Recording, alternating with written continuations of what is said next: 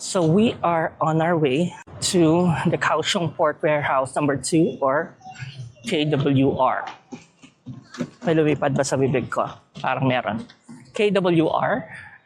And we're going to this port because we're going over to Sijin Island.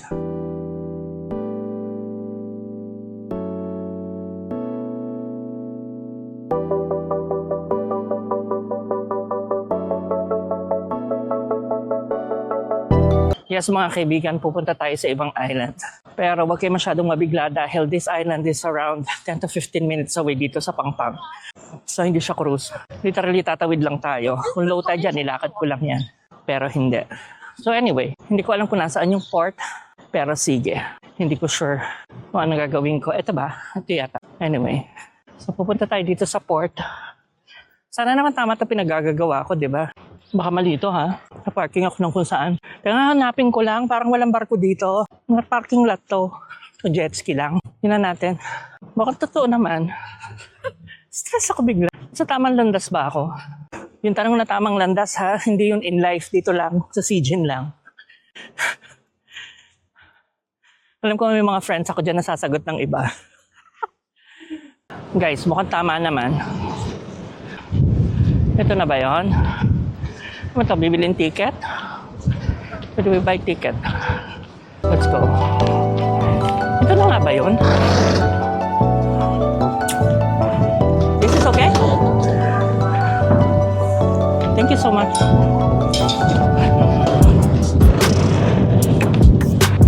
Okay, pinasakay tayo.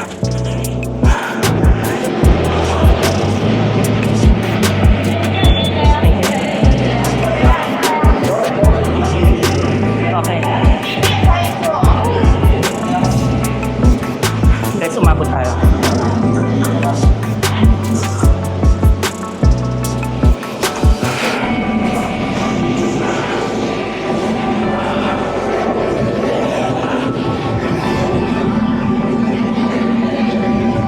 Nandito tayo ngayon. Utang ina, gumalaw to. Nasira ko ba? Pag ito lumubog pinadjust ko yun eh.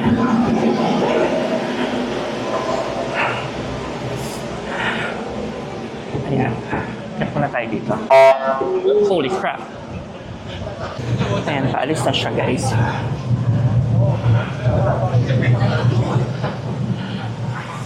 Paalis na ang ating barko.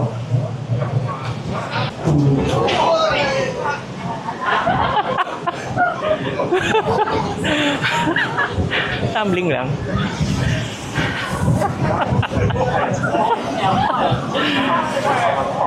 Oh my gulay. Para may humps. Ayan. Goodbye, Kaohsiung Port.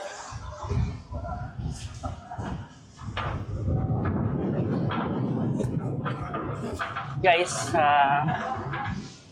ako ay mangingibang isla na.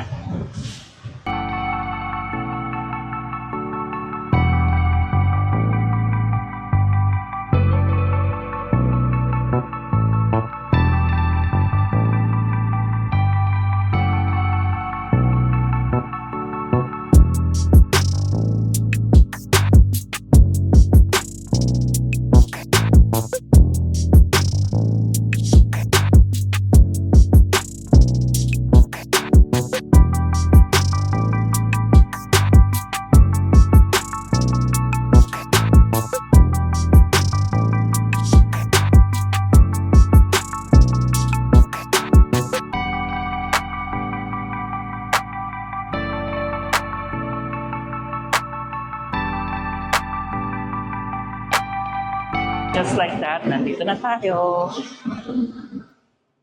Okay. Oh. Oh. Sorry. Do I need to tap? Ay, sige. Thank you.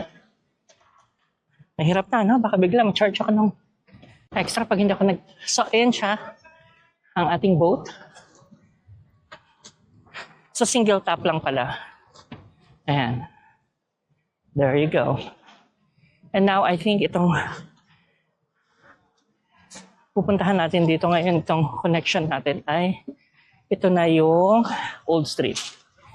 Yan na.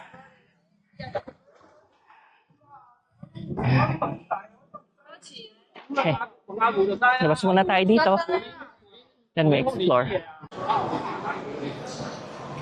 Guys, we made it. We're now in Sijin.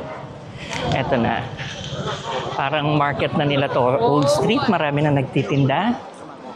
Hindi ko maintindihan kung bakit nakalabas ang ulo nun. Pero sige. Ayan. So, ang Sijin ay merong beach sa kabilang side. Pero dahil tayo kakakain lang, mag-explore muna tayo. Maliit lang to. Literally, maliit lang siya. So, we can definitely walk end to end. Actually, nakikita ko na yung dulo. Nandito pa lang ako. Okay? O, lakarin ko muna. Do some research and then... Oh, wow. Teka lang, pakita ko lang sa inyo to. Hindi ko alam ang pangalan ng temple na to. Para madali naman i-research yan. Importante, makita nyo.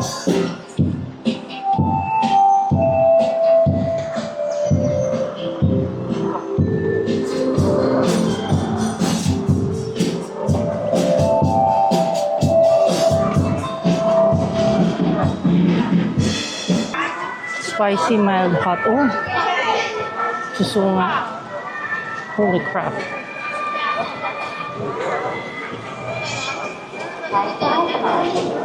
Ang dami, oh. Merong squid doon.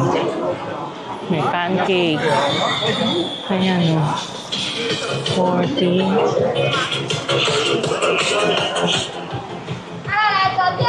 Ayan yung mga squid. Oh my gosh. Okay. Mukhang alam niyo na kung saan tayo magdi-dinner. Pero, mag-relax exploration muna tayo. Okay?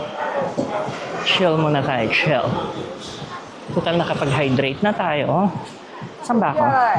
Total nakapag-hydrate na tayo. Ngayon, mag-relax muna tayo sa beach. And then, do our photo stuff. Okay? Dali lang. Para makita niyo kung gaano kaganda tong lugar. Ngayon. Oh my God.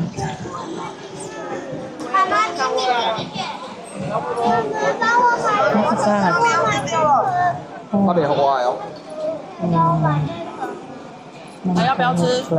my goodness, merong turtle. Ayan, no? Oh, wow. Anong luto ba ginagawa doon? Na-adobo ba yun? Guys, ang daming food, ang daming ganap. Parang piyesta sa barangay, guys. Parang birthday ni Mayor.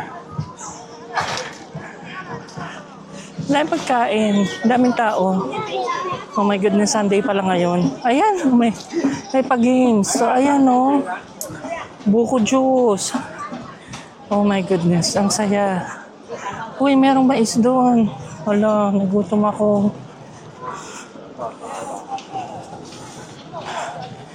Ed, kakakain mo lang. Kakakain mo lang, Ed. Umayos ka. Ate, padaanin mo ako. Ayan. Ito pala yung Sijin Sunset Bar. Ayan. So, lakad muna tayo dito sa beach. Mag-enjoy muna tayo. Maraming panahon para lumamon. Mag-burn muna tayo ng calories. Tumingin muna tayo dito sa beach, okay? Okay. Ito muna ang gawin natin. Mag-chill muna tayo. Anak ng pitong kuba, parang maalikabok, ha? Okay, sige. Let's do this. Guys, ang lakas ng hangin. Ayan yung beach, oh. Yes! Lakas ng hangin. Grabe. Ayan yung buhok ko. Lakas ng hangin para nakakapuwing. Maglakad tayo. Nandun yung agenda natin banda doon. Kapit lang, guys. Kapit lang. Gusto niyo ba mag-swimming tayo? I-dare niyo ako. Magsa-swimming tayo. Maliligo ako dyan. Kaya ko yan. Bilis, i-dare niyo ako. Napakaliit na bagay. Pag may nag-dare sa akin, maliligo tayo dyan. Promise. Guys, nakakatuwa ang Kaohsiung. Honestly. Nakakatuwa yung Kaohsiung kasi parang meron siyang coastal vibe. Tapos, relax. Pati yung mga tao. And then, maraming pagkain. Basta nakakatuwa siya. Parang slow-paced siya. Tapos, relaxing lang siya. Parang gano'n. Tapos may tabing dagat ka pa. Kaya okay siya. Diba?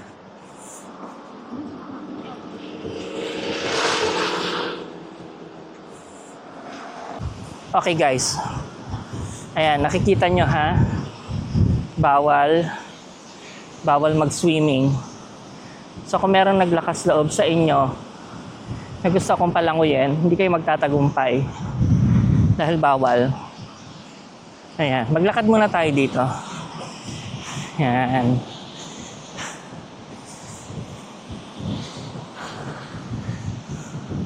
Ang lakas ng agos.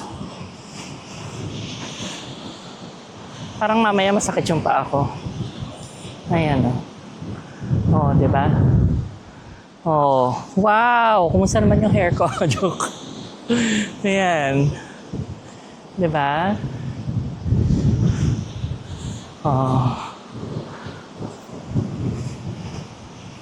Nakakatuwa. We are... Diba talaga yung feeling, no? Pag nasa tabi ka ng pag nasa tabi ka ng dagat. Iba yung Iba yung... Basta iba.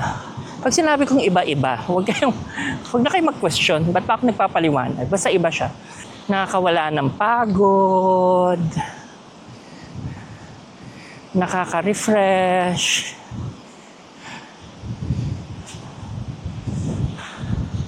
Ayan. Malakas lang yung hangin. So, sana naman may naiintindihan kayo sa sinasabi ko. Nakalagay naman yung dead cat ng aking mic. So, matitest natin if it works. Hindi ba? Ang cute naman. Imaginein mo, sa kabila nito, city. Tapos, meron kang beach on the other end. Parang ganito sa Barcelona eh. Kaya kung minsan, may makakasabay ka sa subway nila, sa trains nila, na naka-shorts na parang naligo sa beach, may dalang tuwalya. Parang ganun din dito. Teka, parang nakikita ko na yung hinahanap ko.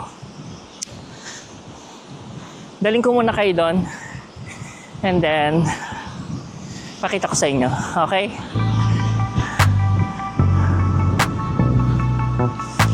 Yan. Guys. Ganda oh.